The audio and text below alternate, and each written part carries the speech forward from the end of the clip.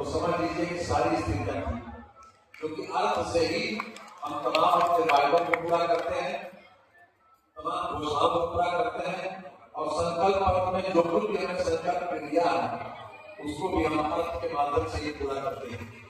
जिस दिन हम सत्ता में आए थे अर्थात 2017 में, उस समय मेरे पास फाइनेंस डिपार्टमेंट नहीं था, लेकिन 2019 में जब से मेरे पास फाइनेंस डिपार्टमेंट आया तब से लेकर अब तक उत्तर प्रदेश की फाइनेंशियल पोजीशन में जबरदस्त सुधार हुआ है। बहुत बड़ा जो ग्राफ लगातार नीचे की तरफ जा रहा था वो ग्राफ अब हर तरह से ऊपर की तरफ आ रहा है।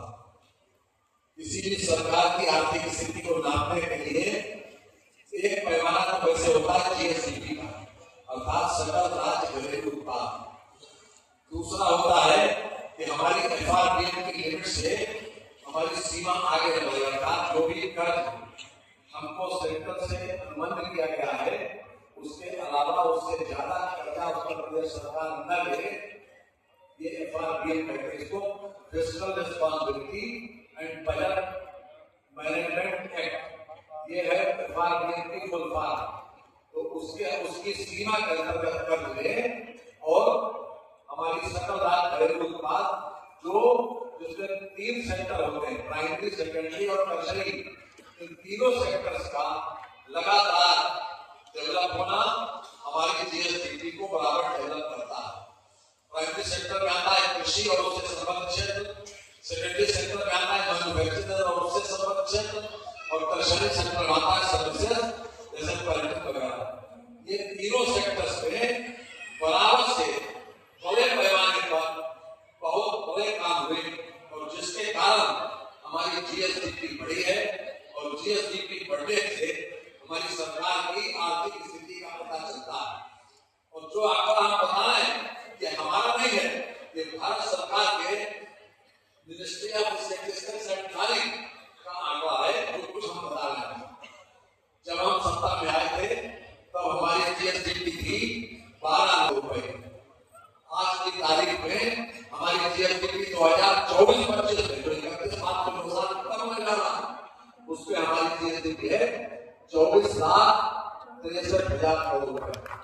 और भारत सरकार के पत्र से ये जो कुछ हम बताते हैं 31 मार्च से पहले ये सब अनुमानित है, लेकिन 31 मार्च के बाद एक पता चलेगा, क्योंकि जब सारे खर्चे हो जाएंगे तब पता चलेगा कि हमारा सकल राज्य घरेलू उत्पाद कहां पर रहा है। भारत सरकार ने पत्र से हमको सूचित किया कि अभी तक आपकी जो जीएसडीपी उन्होंने विजुलाइज की उसके आधार पर अनुमान लगाया है 27,51,000 करोड़। ये भारत सरकार का आंकड़ा है, और हमने जो विजुलाइज किया था, जो बजट में हमें दिया कि चाहे राज्यपाल का भाषण हो और चाहे हमारा बजट हो, उसमें 24,63,000 करोड़ रुपए का आपने फिगर दी है।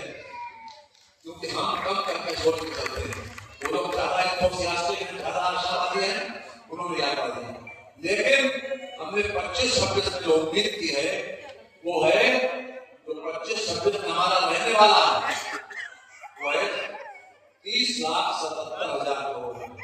अर्थात हम अपनी जीएसडीपी को इस सीमा तक बढ़ा है। मुझे कहते हुए खुशी है, कृषि विकास दर जब हम सत्ता में आए थे तो 5.1% थी और आज 13.7% है कृषि विकास दर। और इसी तरह से हर क्षेत्र में पहले जो हमारे पर्यटक आते थे बाहर से, उनकी संख्या 2-3-4 करोड़ होती